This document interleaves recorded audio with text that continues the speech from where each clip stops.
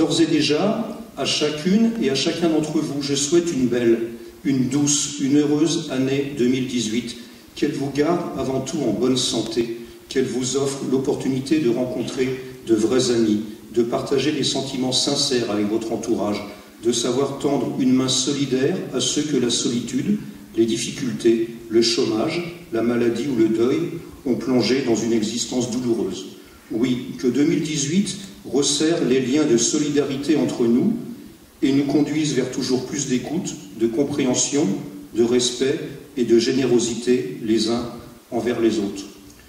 Une année nouvelle, c'est comme une ritournelle qui revient inéluctablement pour nous dire qu'une année de plus est passée, avec si possible la satisfaction d'avoir bien rempli son contrat, d'avoir contribué au mieux-être des siens en tant qu'individu, ou d'avoir apporté sa pierre à l'édifice collectif en tant qu'élu, responsable associatif, entrepreneur ou employé. À l'aube de cette nouvelle année, qu'espérer de particulier pour 2018 en dehors de souhaits légitimes d'une vie paisible pour chacun d'entre vous? Dans une dimension plus collective, que présager de cette année qui commence dans un monde qui se cherche, avec encore trop de régions au monde victimes de conflits armés, de la faim ou de la dictature? Bien sûr, une grande partie de la planète est à l'abri de ces fléaux, mais pour autant, beaucoup peinent à trouver du sens à leur existence. Notre planète compte plus de 7 milliards d'êtres humains et est à ce jour la seule oasis de vie que nous connaissions au sein d'un immense désert sidéral. Il semble donc primordial de faire le nécessaire pour que tout se passe durablement le mieux possible.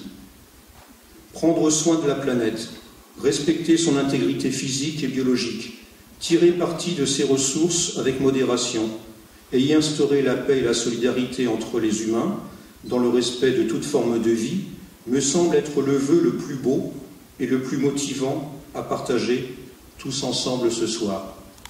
Mais l'humanité se trouve à un carrefour. L'interdépendance du vivant étant irrévocable, nous sommes appelés, si nous voulons assurer la pérennité de l'espèce humaine, à profondément et consciemment changer la vision que nous avons du monde et de la société. Or, la société, c'est nous. Et nous sommes la société. Et je pourrais même dire, la société, c'est moi, et je suis la société. C'est mon changement qui détermine le changement du monde. Notre organisation sociale est la traduction concrète de notre représentation du monde. Pour que nos modèles changent, nous devons individuellement voir le monde différemment et incarner au quotidien une relation harmonieuse avec nous-mêmes, les autres et la nature. Nous sommes tous liés et interdépendants. Nous sommes partie intégrante d'un seul et unique écosystème. Détruire la nature ou nuire à des êtres humains, même à l'autre bout de la planète, revient toujours à nous fragiliser et donc à terme à nous détruire nous-mêmes. Alors, que faire? Certainement rien d'autre que s'aider, se soutenir et coopérer. La coopération est la condition incontournable du changement. La complexité extrême de nos sociétés et l'enchevêtrement de nos destins nous obligent plus que jamais à nous unir et à coopérer pour résoudre les crises que nous traversons. Aucun être humain, aucune classe sociale, aucune culture, aucun peuple ne peut prétendre connaître seul les solutions ni se désolidariser des enjeux planétaires. Par contre, l'intelligence collective, accompagnée d'altruisme, d'humilité et de générosité, peut en revanche faire de nos diversités et de nos différences une formidable force créatrice et transformatrice. Nous avons besoin les uns des autres pour changer, et le territoire est le lieu d'action privilégié pour amorcer la transformation. À cet effet, la commune, la ville, le village, tous les types de territoires où les êtres humains ont une prise suffisante pour participer à la transformation de la société et pour en ressentir directement les effets, sont les lieux les plus adaptés pour initier une véritable mutation fondée sur l'engagement au service de l'intérêt collectif.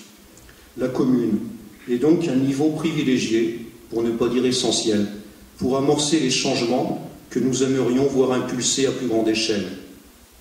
Soyons nous-mêmes le changement que nous souhaitons voir advenir dans le monde, disait Gandhi. Ce que nous faisons ici et la façon avec laquelle nous agissons est un exemple qui peut faire tache d'huile ailleurs, en Bretagne, en France, en Europe et dans le monde. C'est collectivement que nous pouvons améliorer et organiser différemment notre vie. Ensemble, nous pouvons influencer le cours des événements. Dans un tout autre domaine, notre société doit aussi surmonter un état d'esprit qui n'aide pas toujours à appréhender les problèmes de manière sereine. Trop souvent, les idées et les initiatives des femmes, plus sensibles et intuitives, ne sont pas suffisamment prises en compte dans certaines assemblées, largement dominées par les messieurs. Il nous faut certainement plus les écouter et leur faire confiance, et quitte à en surprendre quelques-uns ce soir, écouter le féminin qui existe en chacun d'entre nous.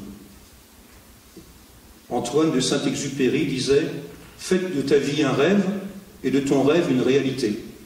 Je souhaite à toutes et à tous de rêver en 2018 et de vivre vos rêves tout au long de cette nouvelle année. Ainsi, pour 2018, choisissons résolument le parti de la confiance et du rêve, en continuant de construire ensemble, à Dole de Bretagne, mais tout autour de nous, une ville où chacun peut trouver sa place, une cité où il fait bon vivre, grandir et travailler, une ville qui, par son esprit, fait de solidarité et de convivialité, sait rassembler au-delà des différences, une commune qui pense au présent en matière de solidarité, du vivre ensemble et du respect de l'autre, une commune qui pense à l'avenir par ses investissements, une commune où tous ensemble, avec cette passion partagée pour l'intérêt général, nous sommes les acteurs de notre futur. Pour se convaincre que nous sommes déjà sur la bonne voie, je vous propose une rétrospective en images des principaux temps forts de l'année qui vient de s'écouler à Dole de Bretagne.